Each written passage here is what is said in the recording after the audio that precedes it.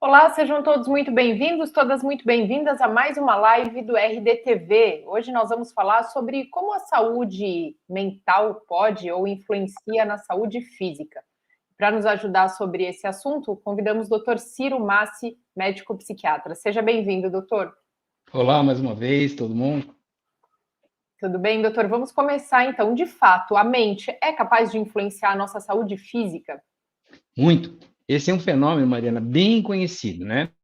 Na Índia, em torno, vou chutar aí, uns 3.000 anos antes de Cristo, a medicina ayurvédica já reconhecia, a medicina tradicional chinesa, os chineses já reconheciam esse fenômeno em torno aí de 2.700, 2.500 anos antes de Cristo, né? E o próprio Hipócrates, mais ou menos em torno de 500 anos antes de Cristo, ele também já reconhecia esse fenômeno, né?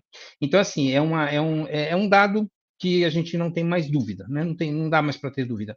A mente humana, ela influencia o corpo, né? E é uma via de dupla mão, isso é bem interessante, porque você tem, por exemplo, um estado de ansiedade, de tensão constante por alguma sobrecarga, e isso acaba desencadeando algum tipo de doença orgânica, algum tipo de transtorno funcional, quer dizer, não existe uma doença consolidada, mas a função do órgão fica comprometida, e essa própria função comprometida ou a doença gera mais ansiedade, né? Então, é uma via de dupla mão. Então, começa, por exemplo, um transtorno emocional, gera uma doença física, essa doença física gera outra condição emocional e aí vai. Ou então, começa com uma doença física que gera um estado emocional e esse estado emocional ou agrava essa doença física ou gera outros tipos de transtorno. Então, assim, se o nosso, quem está nos ouvindo, né, sofre de algum tipo de doença, é interessante fazer dois tipos de pergunta, né?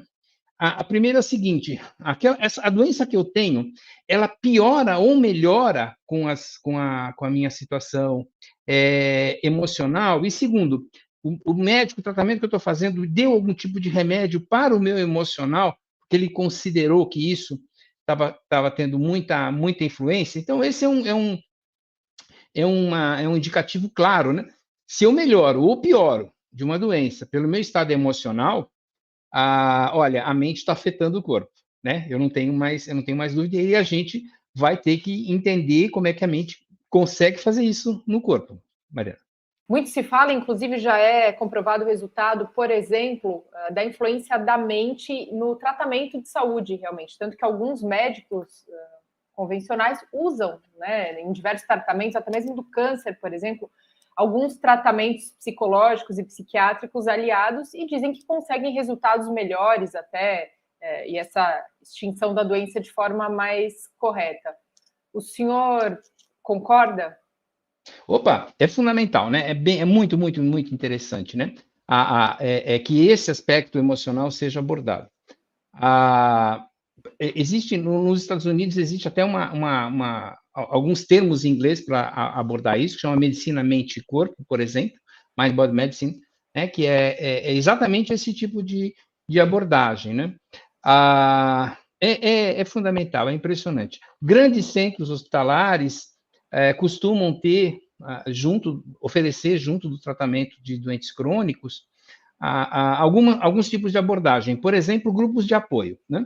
Então, nós somos seres altamente sociais. O fato de você poder conversar, ventilar as suas dificuldades, já alivia a sua carga. Aprender técnicas de relaxamento, isso é uma coisa que qualquer pessoa aí pode pesquisar na internet, é uma coisa fácil, né? Uma medida assim, ultra fácil, eu vou dar agora, uma ultra fácil é controlar um pouquinho a respiração e checar o estado de tensão, né?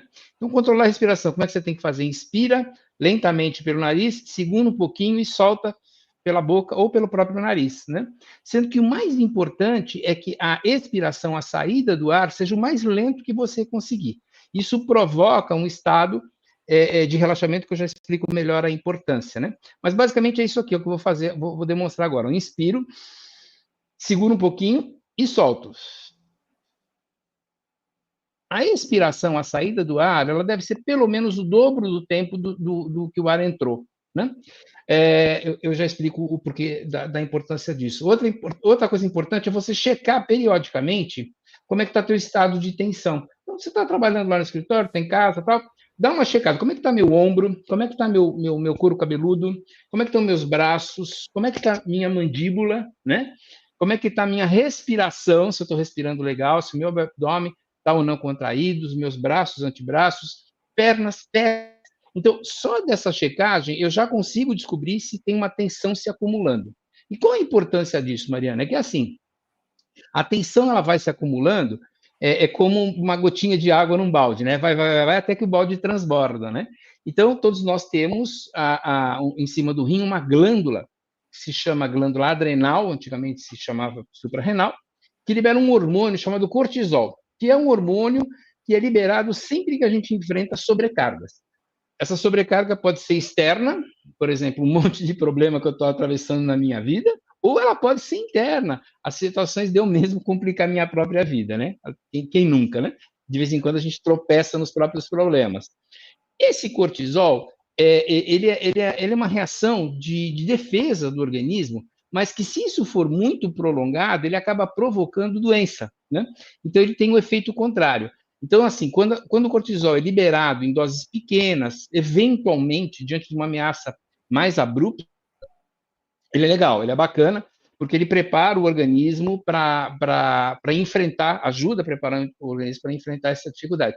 Mas se ele for liberado com constância, ele vai ter uma reação inflamatória generalizada, quer dizer, o corpo inteiro inflama, ele mexe com a pressão arterial, ele mexe com a contração e dilatação dos vasos sanguíneos, ele mexe com a digestão, junto com a adrenalina e noradrenalina, ele mexe com a digestão, enfim, vai ter uma série de ações sobre o organismo que facilitam o aparecimento de doença, né, de doenças orgânicas. Então, que tipo de doença? Então, por exemplo, se o indivíduo já tem lá uma predisposição genética, ou se já tem uma doença, uma alergia, por exemplo, respiratória, ele pode ter uma crise de asma brônquica, né, uma crise de bronquite, como se diz comumente. Por exemplo, se ele tem um problema de pele, aquilo pode estourar, de repente começa a coçar, fica totalmente inflamado. Se ele tem uma enxaqueca, uma cefaleia, melhor dizendo, uma enxaqueca tensional, uma cefaleia tensional é o nome correto, é um aperto, é como se fosse uma faixa aqui que aperta, né, essa musculatura, ou como se fosse um peso aqui na cabeça, típica dor de cefaleia tensional, né? Vai piorar muito. Eventualmente, essa cefaleia tensional evolui para uma enxaqueca, e eu vou ter dor pulsando só de um lado da cabeça, enjoo, vômito, não tolero luz, e aí vai. Se eu tenho, por exemplo, um problema de reumatismo, as dores pioram, né? Eu sinto que as dores podem começar a piorar, e por aí vai, né? Se eu tenho um problema gástrico, uma úlcera, ou uma simples pirose, uma simples queimação, mas ela pode piorar muito diante dessa situação de tensão, né? Então, assim, é bem interessante que a gente, se percebeu que as emoções estão desencadeando uma doença, estão piorando essa doença, aprenda estratégias de relaxamento, aprenda estratégias de enfrentamento de problema para não ter mais desgaste, para você não gerar mais um problema, né? E como você destacou, isso é bem interessante, isso deveria ser ensinado, eu acho que até preventivamente nas escolas, infelizmente, eu não tenho notícia de que isso esteja acontecendo, e a gente tem uma mentalidade meio que de remediar, né? Só depois que a coisa estoura, que a corda estoura, que vai se remediar. Mas é bem interessante, as pessoas podem começar a se familiarizar com essa necessidade de controlar suas próprias emoções, né? O que é uma emoção? A emoção é um aviso, né? Ele é um recado que o organismo dá, é como se fosse um termômetro que, quando chega numa determinada temperatura, perdão, ele gera uma sensação. Então, nós temos, assim, 3 emoções básicas que podem provocar algumas doenças, né? A primeira emoção é relativa a ameaças que a gente vai estar sentindo. Então, nós temos um núcleo, um sistema no nosso cérebro, que chama Sistema de Resposta a Ameaças, já falei disso em outras oportunidades, mas é um alarme à ameaça. Então, quando essa ameaça é imediata, vai acontecer agora, o nosso cérebro, a nossa mente, gera uma sensação que a gente chama de medo. Quando essa ameaça é lá no futuro, a nossa mente, o nosso cérebro, gera uma sensação que a gente chama de ansiedade. Quando a gente sofre uma determinada situação em que eu perdi alguma coisa, eu tinha um emprego, não tenho mais, eu tinha um pet, eu tinha uma coisa que me foi furtada, enfim, quando o cérebro percebe que alguma coisa foi perdida, ele gera uma sensação que a gente chama de tristeza, que pode evoluir para uma depressão. E, finalmente, quando o cérebro percebe que houve um aviltamento dos meus direitos, né, uma frustração muito grande, um inconformismo com a coisa que está acontecendo ao meu redor, ele gera uma emoção, um sentimento que a gente chama de raiva, né, irritabilidade. No Brasil, a gente não gosta de usar essa expressão, raiva, né? Mas é irritação, uma grande irritação que pode evoluir para uma raiva mesmo, uma bronca, né? Então, a partir desse conhecimento, você pode começar a manipular suas próprias emoções, né? Se eu estou sentindo raiva, isso significa que meus direitos foram aviltados, que eu estou sentindo que meu cérebro está interpretando, melhor dizendo, a situação como um aviltamento, como uma perda, né, dos meus direitos, então eu tenho que me perguntar, o que aconteceu, né, para ele interpretar dessa maneira, né? Que direitos foram aviltados? O que aconteceu para me deixar com essa raiva? A mesma coisa com a tristeza. Se eu estou triste, eu posso me perguntar, afinal de contas, meu cérebro está me avisando que eu tive alguma perda, né? A intenção do cérebro na verdade, te ajudar. Quando ele gera uma perda, para que você pare para refletir a respeito daquilo que você fez, para não repetir mais. Ele não tem interesse nenhum, né? Não deveria ter interesse nenhum em te manter triste. A intenção é, olha, pare e reflete, você fez besteira, né? Então, a partir do momento em que você descobre que tipo de besteira você fez, para o próprio cérebro não faz mais sentido você permanecer triste, né? Até mesmo se você forçar, se você se focar, a gente tenta se livrar de uma emoção desconfortável muito rapidamente. Mas se você focar nessa tristeza, se perguntando, mas qual foi a perda que eu tive? O teu cérebro, a partir do momento em que ele percebe que você entendeu o recado dele, essa tristeza começa a esvanecer. Se ela não esvanecer, se ela não diminuir, olha, provavelmente você tem um transtorno depressivo e você procura tratamento, né? Mas assim, a partir do o grande lance é entender o recado do cérebro. Se eu estou com raiva, eu tenho que me perguntar qual foi o meu direito que foi aviltado? Por que eu estou me sentindo invadido, por exemplo? Se eu estou triste, eu tenho que me perguntar o que meu cérebro está tentando me avisar no sentido da perda? O que é que eu perdi, né? E se eu estou ansioso ou com medo, eu tenho que me perguntar qual é a ameaça? O que está me ameaçando dessa maneira, né? E tentar tomar as providências que forem possíveis. Diante disso, é importante lembrar isso, né? Se eu tenho essa emoção e ela persiste, apesar de eu entrar em contato com o meu cérebro, perguntar o que está rolando, né? Provavelmente tem um transtorno psiquiátrico e merece tratamento. Mas para a grande maioria das pessoas, esse simples interrogatório, esse simples fato de perguntar a intenção, facilita muito. O cérebro percebe que ele foi compreendido, ele já deu o seu recado. Se você permitir, Mariana, eu costumo dar para os meus pacientes uma metáfora, assim, uma historinha bem rapidinha, para ele tentar entender isso e as pessoas fixarem com mais facilidade e aplicarem no seu dia a dia, que é o que interessa, né? Não estão aqui para teorizar. Então, eu costumo dizer que as emoções é mais ou menos o drama de teatro da vaca mimosa, né? O que pode acontecer com a vaquinha mimosa? Então, o sitiante tem lá uma vaquinha, né, que chama mimosa, e aí ele acorda um dia e percebe que a porteira está aberta, né? Ele fala, meu senhor, quem deixou essa porteira aberta? Se a vaquinha mimosa, que é a única que me dá leite, sair, como é que eu vou fazer? O que isso pode acontecer? Ele morre de medo, ele fica muito ansioso pelas consequências. Mas ele percebe que a vaquinha está lá, ela não fugiu, felizmente, nessa primeira história. Então, aí ele vai ter uma ansiedade, ele vai ter um medo, vai entender que esse medo, essa ansiedade estava relacionado a essa possibilidade da vaquinha ir embora. Agora, vamos imaginar que não, que a vaquinha não está lá, né? Ela saiu andando pelo portão. Ele fala, e agora? Como é que eu vou fazer? A única vaquinha que me dá leite. Então, essa sensação de perda, ele vai sentir o quê? Tristeza.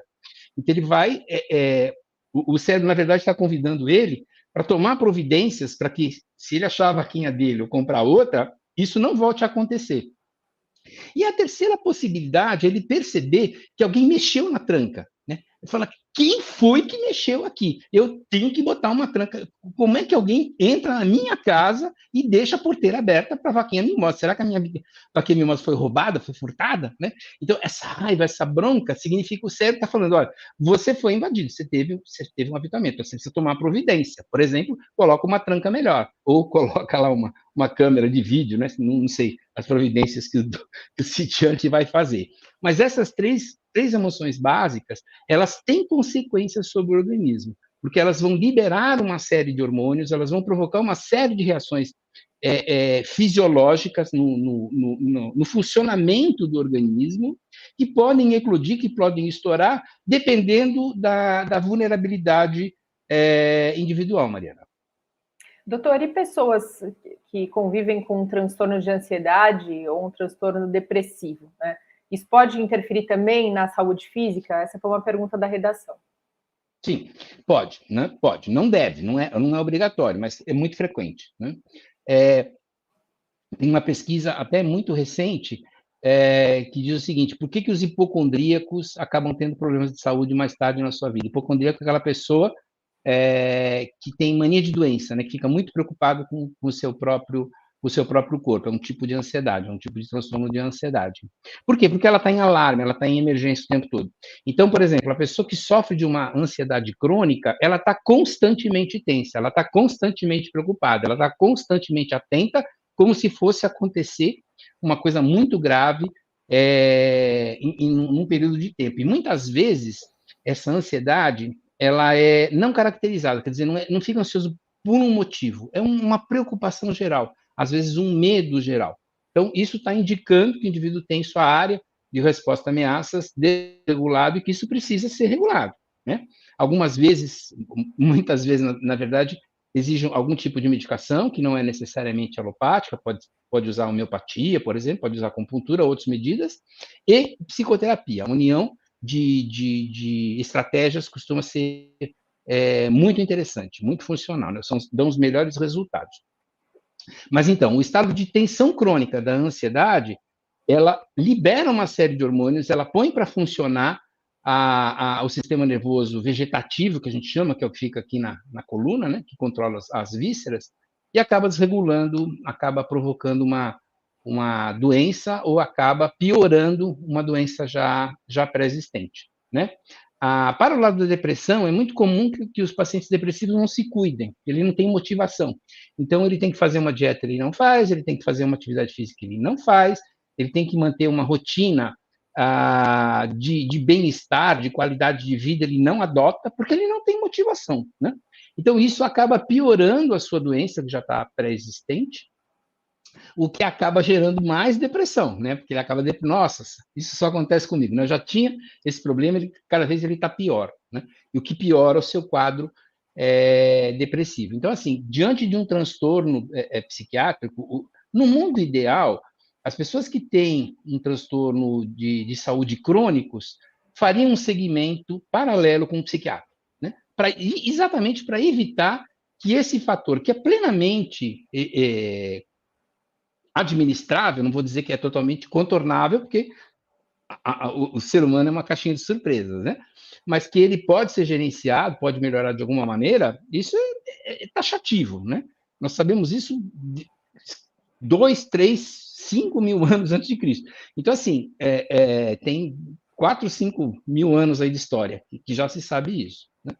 Então, assim, no mundo ideal, deveria fazer realmente esse segmento com psiquiatra, com uma equipe de saúde mental, tanto no sentido de tratar o transtorno psiquiátrico que já está existente, quanto no sentido de prevenir que o próprio transtorno orgânico gere alteração emocional que vai propiciar o aparecimento desse estado crônico, né?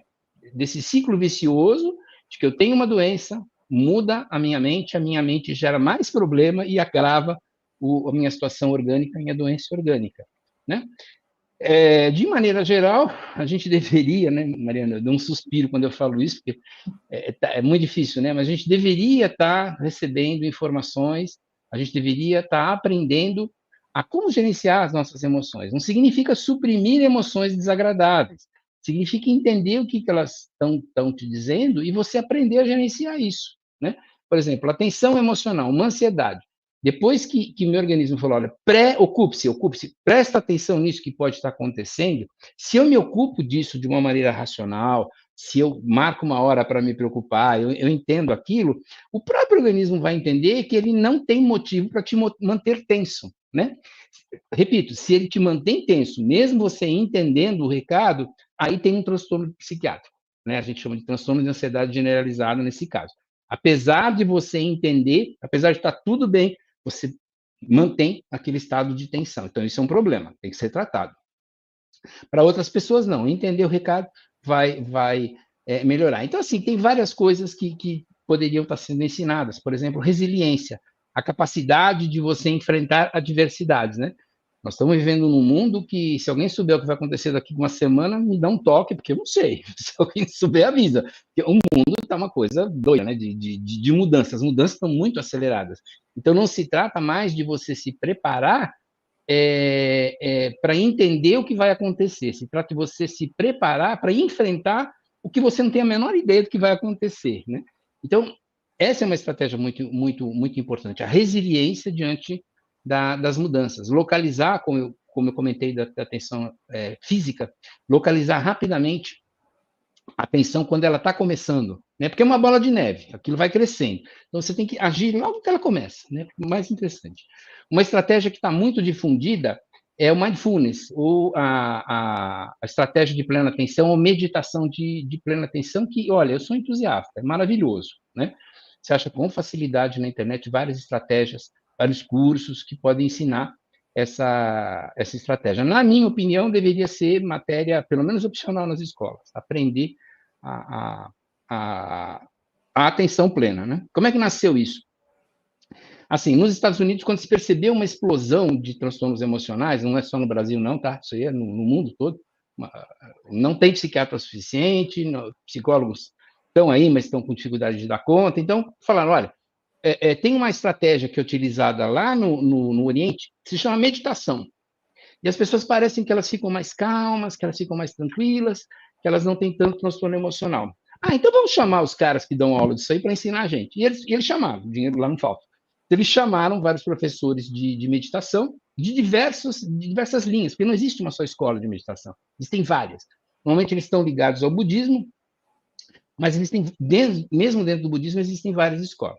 E aí, assim, nós não vamos querer gerar budistas, a gente tem que respeitar suas crenças individuais, mas nós podemos aproveitar o que essas técnicas têm de bom para a saúde, né? Para a saúde física e mental. E assim nasceu essa estratégia chamada Mindfulness, que é uma união, uma reunião de algumas estratégias de meditação, normalmente até para os meditadores mais experientes, a fase inicial, né, de prestar atenção na respiração, por exemplo, depois eles avançam, mas só isso já é o suficiente, né? Então, assim, Mariana, acho que dá tempo. Vou comentar rapidamente como é que é uma técnica básica aqui de mindfulness, né? Então, você senta confortavelmente, olhos abertos, olhos fechados, você escolhe, descansa as mãos nas coxas, tenta cerrar um pouquinho os olhos, tenta ser uma iluminação não muito grande, um lugar de preferência que não seja tão barulhento. E o que você vai fazer? Você vai respirar, eu falei da respiração agora há pouco, e vai contar essa respiração. Para que você vai contar a respiração? Porque, assim, não existe esse fenômeno de esvaziamento, tá? Isso foi uma invenção, isso é um mito. Então, assim, os pensamentos virão. Mas aí você vai falar, ó, pensamento, espera aqui do lado, senta aqui do meu lado, daqui a pouco eu cuido de você. Preocupação, tristeza, ansiedade, tudo. Espera aqui do lado, tá? Então, você permite que o seu cérebro, perdão, saia daquele foco de problema, de perda, de tensão, e ele descanse, né? Quando foram fazer pesquisas, e fizeram inúmeras pesquisas, se descobriu que se você tiver essa prática, que pode começar com 2 minutos por dia, e ela está sendo feita várias vezes por dia, por exemplo, você está numa reunião, né? Esteja presente, né? A gente costuma dizer assim, esteja presente, presta atenção naquilo que está acontecendo, sem julgar, percebendo até como muitas das discussões aqui que estão acontecendo é como se fossem nuvens do céu, né? Ela vai passando, ela vai mudando de formato, ela não tem uma substância, né? Muito do que a nossa mente cria é mais ou menos como são nuvens, né, que estão passando. Então, com isso, você começa a ganhar uma tranquilidade, né? Com isso, você começa a entrar num estado, você coloca teu cérebro num estado que favorece o reequilíbrio, né? Essa é uma técnica básica, assim, qualquer pessoa pode fazer, vale realmente a pena. Mesmo em reuniões, eu tenho pacientes que participam de reuniões, simplesmente começar a respirar, prestar atenção, e se está devaneando, né, começa a prestar atenção no próprio devaneio, né?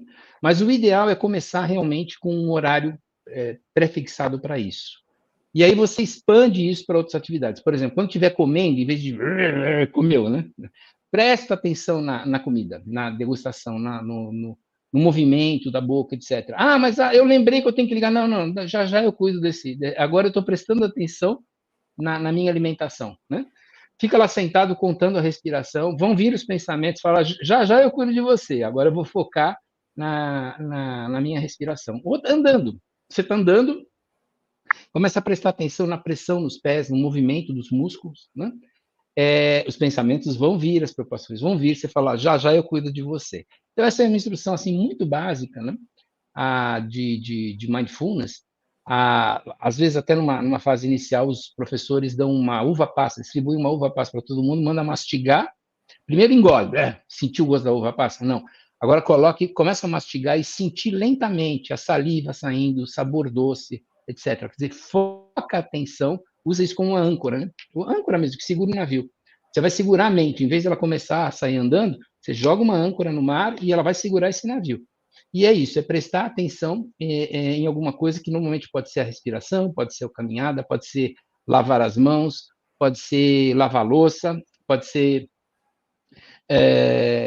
enfim, qualquer atividade, você está caminhando, né, você está correndo, você começa a prestar atenção na sua própria sensação corporal. Com isso, Mariana, você começa a reduzir a tensão, começa a diminuir, isso já está absurdamente comprovado, tá? Eu não estou falando, isso não é autoajuda, não. Isso já tem 1000 trabalhos que comprovam.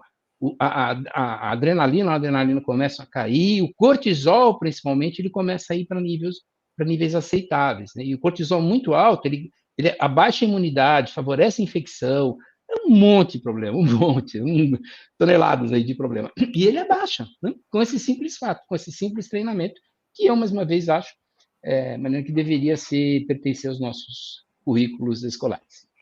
Sem dúvida.